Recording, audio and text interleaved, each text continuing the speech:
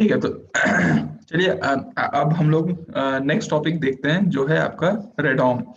रेडॉम basically अगर आप देखें तो रेडॉम का अगर आप इसको शाब्दिक शब्द को तोड़ दें तो ये एक्चुअली है बना हुआ है रडार प्लस डोम शब्द से। डोम का मतलब होता है गुंबद, और रडार का मतलब तो आप जानते ही हैं कि हम जो रडार का इस्तेमाल कर रहे हैं रेडियो डिटेक्शन एंड रेंजिंग का। तो रडार बेसिकली अगर आप रडार एंटीना को अगर कोई गुंबद से या उसका कोई ढक्कन आप लगा दें तो वो बन जाता है रेडॉम।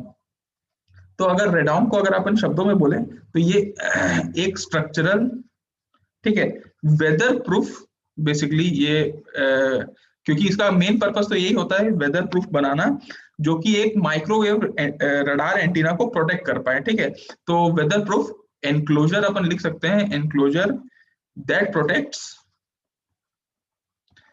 protects a microwave antenna. तो एक माइक्रोवेव एंटीना को बेसिकली एक स्ट्रक्चर से हम लोग ढकने का काम बेसिकली रेडॉम में कर रहे हैं।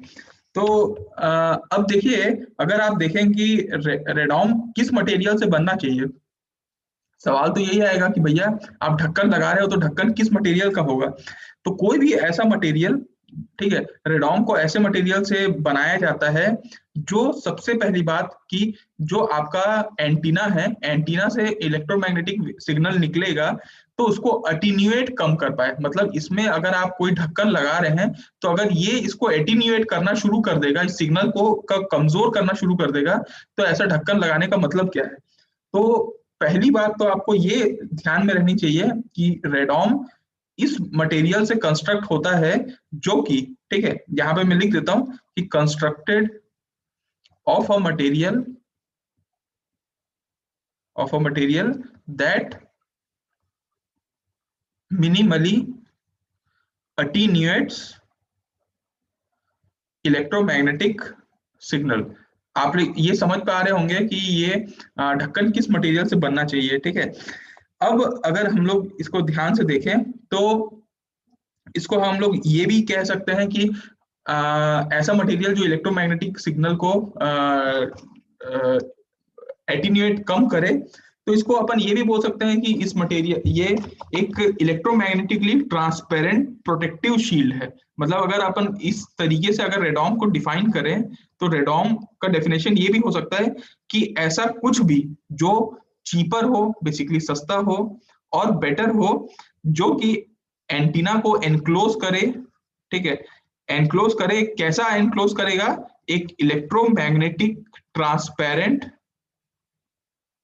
प्रोटेक्टिव शील्ड की तरह। अभी तक वैसे मैंने कुछ बताया नहीं है इस बारे में, सिर्फ आपको यही बताया है कि भैया एक ढक्कन है, ढक्कन को किस तरीके से आप कंस्ट्रक्ट करना है, कैसा मटेरियल होना चाहिए, और इसको अपन और क्या बोलते हैं। अभी 3 चीजें मैंने आपको अभी छोटे छोटे शब्दों में बताई है।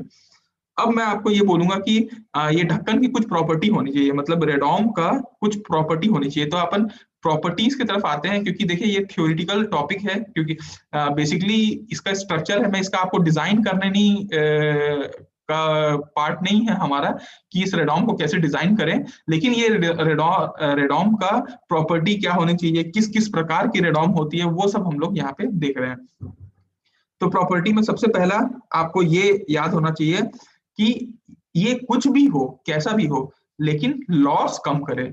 ऑब्वियसली बात है, ये प्रॉपर्टी तो होनी ही चाहिए, लो लॉस होना चाहिए।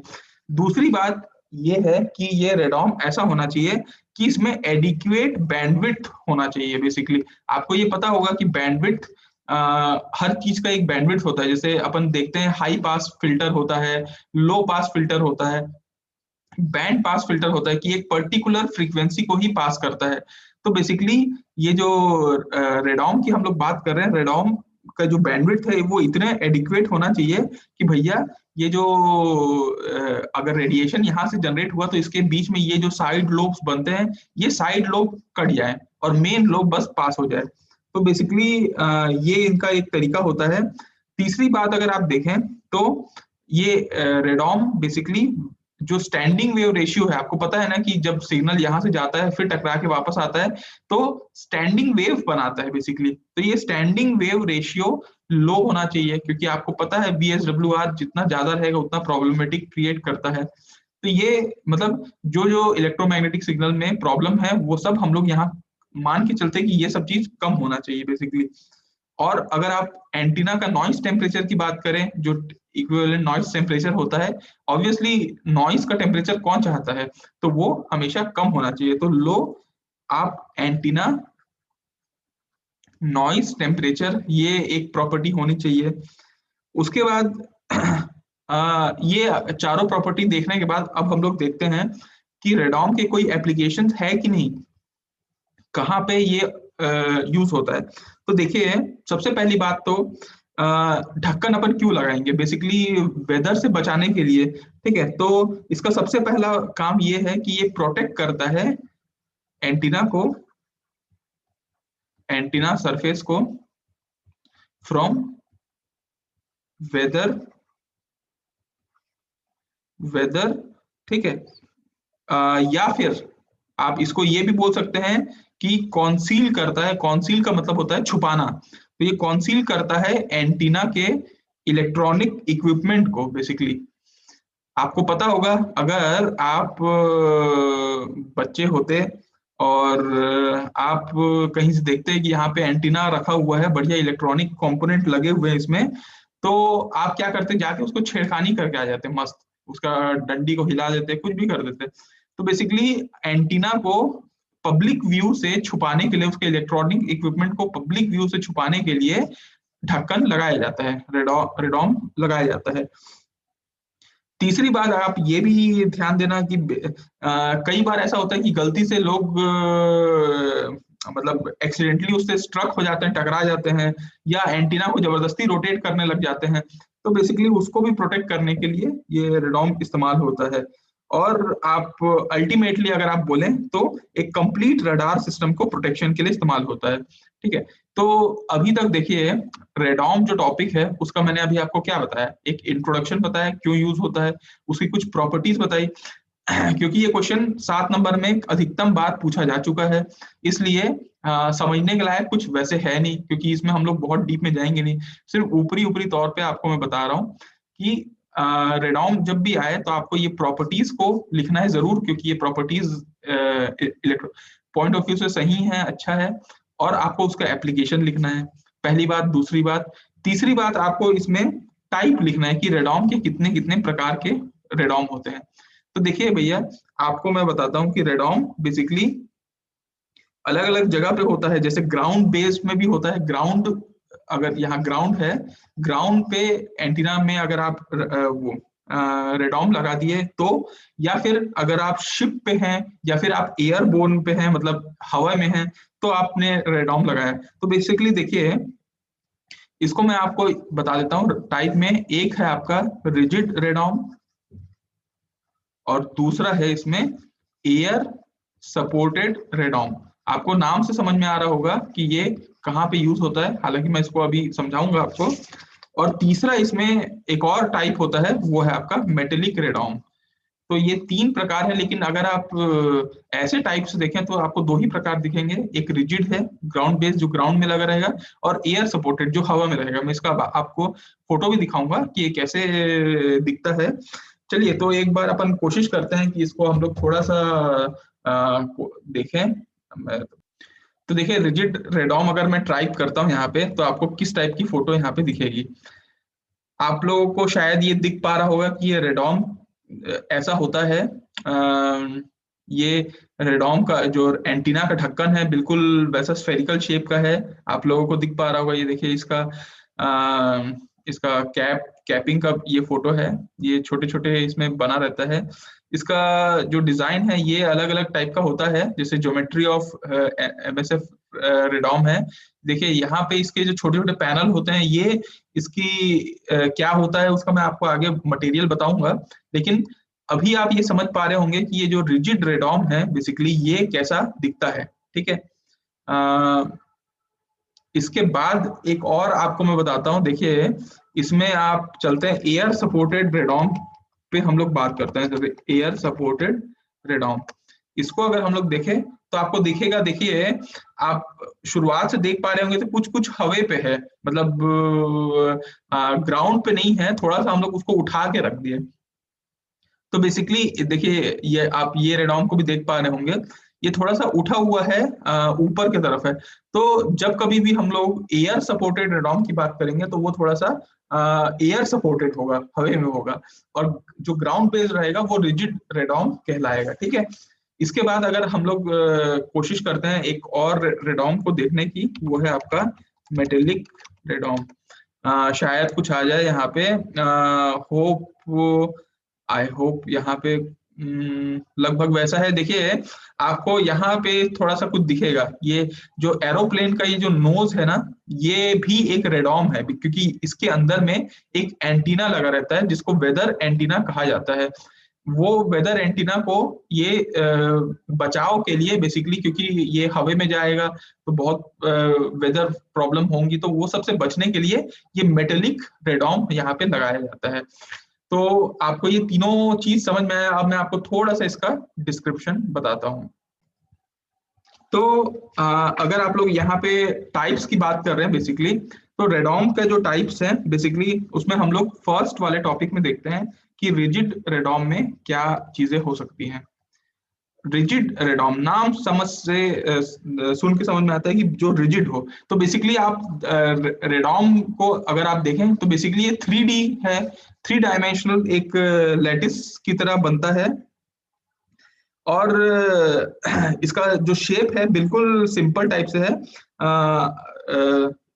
ये बनता किससे बेसिकली, तो ये अगर आप देखें तो ये डाइलेक्ट्रिक पैनल से बनता है, ठीक है। डाइलेक्ट्रिक तो आप लोगों ने इलेक्ट्रोमैग्नेटिक वो जो sorry electronic engineering material and component वाले सब्जेक्ट में काफी अच्छे से पढ़ा होगा कि डाइलेक्ट्रिक प्रॉपर्टीज क्या होती है। तो बेसिकली ये जो रिजिड रेडॉम है बेसिकली ये डाइलेक्ट्रिक पैनल से बना होता है। जो मैंने पैनल आपको दिखाया ना कि ऐसा ऐसा ये पैनल होता है, तो ये panel dielectric, thin dielectric panel इसमें यूज होता है। ये जो पैनल होता है ये बेसिकली ये बना होता है टेफ्लॉन कोटेड फाइबर ग्लास से, ठीक है। तो ये मटेरियल को आप याद रखिएगा, टेफ्लॉन कोटेड फाइबर ग्लास, ठीक है, जो कि काफी पतला होता है। इवन बड़े बड़े रेडॉम के लिए भी ये काफी पतला होता है, ठीक है, जिसमें ज्यादा स्ट्रेस नहीं आता। बेसिकली इसको अगर आप मार वार के देखेंगे तो टूट जाएगा, ठीक है। तो ये ज्यादा स्ट्रेस लेने के लिए नहीं बना होता है, बहुत पतला होता है और मेन लोड को कैरी नहीं करता है, साफ बात है। ये सिर्फ प्रोटेक्शन के लिए इस्तेमाल होता है, ठीक है। तो इसको एक और रिजिड डोम को एक और नाम दिया जाता है जिसको बोलते हैं जियोडेसिक डोम, ठीक है। ये जियोडेसिक डोम के नाम से भी जाना जाता है। तो बेसिकली ये जो आप इसको सपोर्ट करने के लिए, अब ये टेफ्लॉन कोटेड फाइबर ग्लास है, ये पूरा का पूरा फाइबर ग्लास से तो बनेगा नहीं बेसिकली। ये फाइबर ग्लास को किसी ना किसी मटेरियल के अंदर अपन फंसा फंसा के रखेंगे। तो ये जो फंसाने का, या फिर आप इसको बोल सकते हैं कि जो सपोर्टिंग फ्रेमवर्क है, इसका जो फ्रेमवर्क बनेगा, फ्रेमवर्क आप समझते हैं ना, एक फोटो फ्रेम होता है तो उसमें ग्लास लगा रहता है और ये फ्रेम बना रहता है। तो ये जो सपोर्टिंग फ्रेमवर्क है ये किस किस चीज का बनता है, तो बेसिकली इसमें आप मजबूती के लिए आप स्टील ले सकते हैं, आप एल्यूमिनियम ले सकते हैं, आप इवन प्लास्टिक का इस्तेमाल भी कर सकते हैं। जनरली मेटल स्ट्रक्चर्स को सुपीरियर माना जाता है, मेटल स्ट्रक्चर को सुपीरियर माना जाता है, क्योंकि आपको पता है कि metal basically can be made, उसको छोटा भी बना सकते हैं और जिसमें स्ट्रेंथ उसका ज्यादा रहता है, मतलब हायर स्ट्रेंथ और छोटा, ये अपन मेटल बॉडीज में देखते हैं जनरली।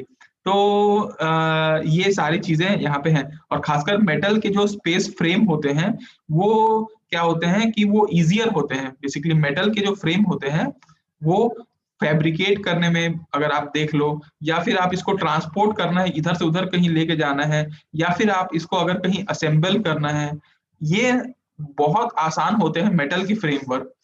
तो ये बेसिकली होता है, ठीक है। अब हम लोग आगे आते हैं और ये देखते हैं कि देखिए वेदर का जो इफेक्ट है रिजिड रेडॉम्स में, ये ऐसा होता है कि ये रिजिड रेडॉम जो होता है आपका, ये काफी हद तक विथ स्टैंड कर पाता है सीवियर क्लाइमेट को भी।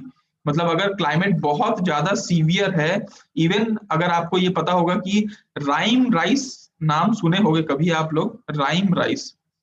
ये राइम राइस का मतलब ये होता है बेसिकली, ये एक नाम दिया गया है आर्कटिक रीजन, अगर आपको पता होगा, अंटार्कटिक आर्कटिक अगर आप लोगों को पता होगा, तो आर्कटिक रीजन में ये जो आइस का, बर्फ का वो बन जाता है जिसको अपन आइसिंग कहते हैं, आइस जम जाता है, उसको हम लोग राइम राइस कहते हैं बेसिकली। ये राइम राइस जैसे सिचुएशंस में भी आपके एंटीना को बचा के रखता है, उसको हानि होने नहीं देता है बेसिकली।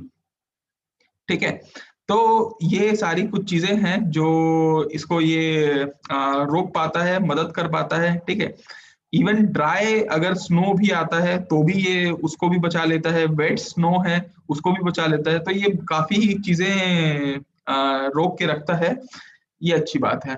इसके बाद अगर मैं आपको दूसरी टाइप के बारे में बताऊं, तो ये है आपका एयर सपोर्टेड रेडॉम। एयर सपोर्टेड रेडॉम की अगर अपन बात करें, तो एयर सपोर्टेड रेडॉम तो आपको नाम समझ में आ रहा होगा कि ये एयर पे होगा। तो देखिए बेसिकली क्या हुआ था ना, जब वर्ल्ड वॉर 2 खत्म हुआ था, वर्ल्ड वॉर 2, तो बहुत सारे चीजों की जरूरत पड़ रही थी, बहुत सारे नए नए आविष्कार भी हुए थे वर्ल्ड वॉर 2 के समय। तो इसमें ना ये जो एंटीना को बचाने के लिए उस समय इस्तेमाल किया गया था एक स्ट्रॉन्ग फ्लेक्सिबल रबराइज्ड, मतलब रबर का बेसिकली अगर आप बोलें तो रबराइज्ड एयर टाइट मटेरियल से रेडॉम को बनाया गया था। ठीक है, जिसमें बहुत ज्यादा अंदर में एयर प्रेशर काफी ज्यादा मौजूद था, क्योंकि आपको पता है कि इसको हवा में इस्तेमाल करना है बेसिकली, तो इसको रबराइज्ड एयर टाइट अपन करके बनाए। लेकिन आप ये क्या है, हालांकि आपको पता है कि रेडॉम मटेरियल हमेशा थिन होता है बेसिकली, क्योंकि ज्यादा मोटा रखेंगे तो वो अटेन्यूएशन कर देगा। तो जनरली थिन और यूनिफॉर्म रेडॉम मटेरियल यहाँ रहता है, जो कि वेरी जो लॉस है वो बहुत कम रखता है। इवन आपको ये जानकर हैरानी होगी कि इसकी जो लॉसेस हैं वो लेस देन 0.1 dB होता है। ठीक है, 0.1 dB से भी कम का लॉस ये रेडॉम स्ट्रक्चर अपना क्रिएट करता है। ठीक है, तो इस ये जो एयर सपोर्टेड रेडॉम है ये किस चीज का बनता है, तो बेसिकली ये भी टेफ्लॉन फाइबर ग्लास से बनाया जाता है। Teflon fibre glass, Teflon fibre glass ये कॉमनली यूज्ड मटेरियल है जो हम लोग एयर सपोर्टेड रेडॉम में यूज करते हैं। इससे फायदा ये होता है, एयर सपोर्टेड रेडॉम क्या होता है, ये बढ़िया छोटे से पैकेज में फोल्ड हो जाता है बढ़िया, और आप इसको कहीं पे भी ट्रांसपोर्ट कर सकते हो, क्योंकि आपको 50 फीट 100 फीट अलग अलग हाइट पे आपको इसको इंस्टॉल करना रहेगा। आपको मैंने जैसे फोटो दिखाया, अलग अलग हाइट पे इंस्टॉल करना होगा। तो आपको ऐसा, अगर आप बड़ा सा कोई एकदम भारी भरकम स्ट्रक्चर बना दिए हैं, तो उसको आप ऊपर लेके कैसे जाओगे, ट्रांसपोर्ट करने में बड़ा मुश्किल होगा। इसलिए ऐसा एक स्ट्रक्चर होना चाहिए जो फ्लेक्सिबल हो, बढ़िया मुड़ जाए और छोटे से पैकेज में आ जाए, जिसको हम लोग आसानी से लेके जा सकते हैं, और जो बहुत जल्दी इंस्टॉल हो सके, मतलब 1 से 2 घंटे के बीच में वो इंस्टॉल हो सके। ऐसा ना हो कि सारा हम लोग बड़ा सा रेडॉम बना दिए और उसको हम लोग मतलब कहीं 50 फीट में हम लोग इंस्टॉल करने जा रहे हैं और कईयों दिन लग जा रहे हैं, तो बड़ा दिक्कत हो जाएगा, इसलिए ये जरूरत की बात है। तीसरी बात, ये जो एयर सपोर्टेड रेडॉम है इसमें कुछ खासियत ये भी होती है कि भैया ये अल्ट्रा वायलेट लाइट से इनकी जो लाइफ है ये थोड़ा सा प्रभावित होती है। ऑब्वियसली बात है, ये हवा में लटके रहेगा तो अल्ट्रा वायलेट लाइट जो आएगी उनसे ये एक्सपोजर होते रहेगा, तो कुछ ना कुछ प्रॉब्लम होगी। दूसरी बात, ये कंटिन्यूअसली विंड को सामना करते रहते हैं, क्योंकि ये हवा में लटके रहेंगे तो दिन भर हवा का झोंका आते रहेगा, तो उसको हिलाते रहेगा, उसमें फ्रिक्शन प्रोड्यूस करता रहेगा। ठीक है, ये सब चीज से बचने के लिए ये किया गया कि भैया चलो इसमें नायलॉन का इस्तेमाल करके देखते हैं। तो ये जो नियोप्रीन कोटेड नायलॉन होता है, नियोप्रीन कोटेड नायलॉन, इसका इस्तेमाल करने की सोचा गया, और इससे काफी फायदा मिला, क्योंकि जनरली अपन जब फ्लाइंग पर्पस के लिए जब ये सब यूज होता है तो इसमें काफी फायदा मिला और ये काफी अच्छा साबित हुआ। ठीक है, और इसकी स्ट्रक्चर की अगर मैं बात बताऊं तो ये लगभग 100 माइल्स पर आवर की स्पीड को भी ये संभाल लेता है, ठीक है।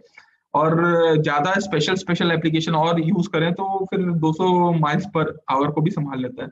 लेकिन आपको इस पूरे एयर सपोर्टेड रेडॉन की मैं बात बताऊं तो ये कॉस्टली होता है, क्योंकि ऑब्वियसली बात है ये सारा चीज जो अपन को हवा में लटकाना है, ये इसका मेंटेनेंस का कॉस्ट, हर चीज कॉस्टली तो हो गई, ठीक है। ओके, तीसरा और हम लोग लास्ट रेडॉन की बात करते हैं, वो है आपका मेटेलिक रेडॉन। तो मेटेलिक रेडॉन के पहले मैं आपको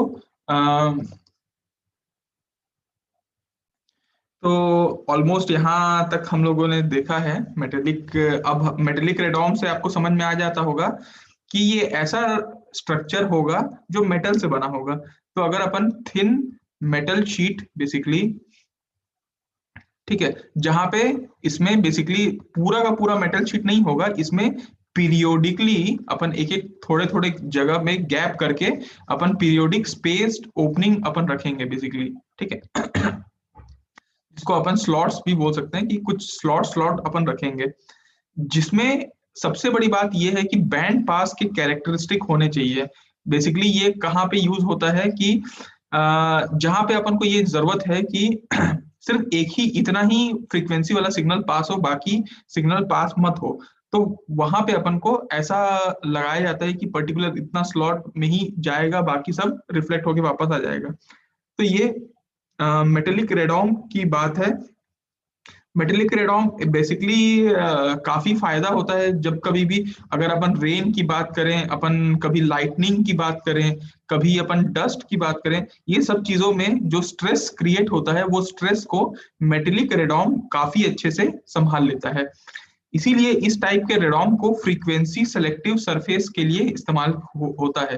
फ्रीक्वेंसी सेलेक्टिव मतलब आप समझते होंगे ना कि किसी पर्टिकुलर फ्रीक्वेंसी को सेलेक्ट करने की जो एबिलिटी है वो फ्रीक्वेंसी सेलेक्टिव सरफेस कहलाती है। तो ये सब चीजों में इस्तेमाल होता है। अच्छी बात है, ये ऑलमोस्ट आपका चीजें कंप्लीट हुई। अब मैं आपको एक शब्द बस बता देता हूँ, जो शब्द शायद 2 नंबर में भी पूछ सकता है, नहीं तो आप इसको अपने आंसर में लिख सकते हैं। एक होता है रोटोडोम। रोटोडोम का मतलब होता है कि ऐसा रेडॉम, बेसिकली ऐसा रेडॉम जो कि बनाया गया है इसलिए कि वो रोटेट कर सके इन सिंक्रोनस विथ एंटीना। मतलब अगर अपन एंटीना, अगर आपका एंटीना है, ठीक है, एंटीना अगर रोटेट कर रहा है उसके साथ साथ आपको आपका डोम भी, रेडॉम भी रोटेट करना चाहिए, तो उस स्ट्रक्चर को रोटोडोम कहते हैं, rotating dome, that is called rotodome. ये बेसिकली कहाँ कहाँ पे यूज होता है मैं आपको बताता हूँ। एक एंटीना होता है AWCAS करके, ये एंटीना में ये जनरली यूज होता है। इसका मैं आपको एक छोटा सा फोटो भी दिखाता हूँ कि ये कैसे होता है। इसके लिए आप यहाँ पे आइए, चलिए एक काम करते हैं, गूगल पे ही सीधा सर्च करते हैं। एक सेकेंड देखिएगा, इस पे अपन लिखते हैं AWACS, गलत लिखा गया, रोटोडोम, ठीक है, AWACS रोटोडोम। इसका अगर कुछ अपने पास मेरे ख्याल से वीडियो अगर होगा इन केस, यहाँ पे एक देखना, ये एक चीज दिखाता हूँ आपको, होपफुली शायद आपको समझ में आ जाएगा। ये देखिए, ये एक रेडॉम है। रेडॉम ऐसा बना हुआ है कि इसके अंदर का एंटीना भी रोटेट कर रहा है और साथ में आपका रेडॉम भी रोटेट कर रहा है, तो इसको बोलते हैं रोटोडोम बेसिकली, ठीक है। तो ये शब्द याद रखिएगा इस रोटोडोम की, जब एंटीना का जो रेडॉम है वो सिंक्रोनस मूव करता है तो उसको अपन रोटोडोम कहते हैं। तो ये कहाँ पे यूज होता है रोटोडोम, बेसिकली अगर आप देखें तो एयरपोर्ट में, जनरली एयरपोर्ट में अगर अपन को सरफेस डिटेक्शन इक्विपमेंट फाउंड करना है, अपन को कंट्रोल टावर से, जो मेजर एयरपोर्ट्स में लगे रहते हैं, बड़े बड़े एयरपोर्ट में कंट्रोल टावर्स लगे रहते हैं, कंट्रोल टावर, वहां से अगर अपन को एयरपोर्ट सरफेस डिटेक्शन इक्विपमेंट अगर अपन को देखना है तो वहां से मॉनिटर करने में काफी आसानी होगी, क्योंकि एंटीना भी मूव करता है उसके साथ साथ में आपका रेडॉम भी मूव करता रहता है। तो ये ओवरऑल इतना पोर्शन है आपका रोटो। अब देखिए, अगर मैं ओवरऑल समराइज करूं छोटो सी टॉपिक को, रेडॉम को, तो रेडॉम का आपको सबसे पहले डेफिनेशन पता होना चाहिए क्या होता है, क्या हम एक्सपेक्ट करते हैं, किस टाइप का मटेरियल होना चाहिए, उसकी प्रॉपर्टीज क्या होनी चाहिए, उस क्या एप्लीकेशन है, और क्या क्या प्रकार के रेडॉम होते हैं। तो इतना पोर्शन अगर आप छोटा छोटा मतलब 5-6 पॉइंट है, इसको अगर आप अच्छे से लिख लेंगे तो आपके नंबर कहीं नहीं गए और आपको समझ में आना चाहिए, जिस तरीके से मैंने आपको कोशिश किया है।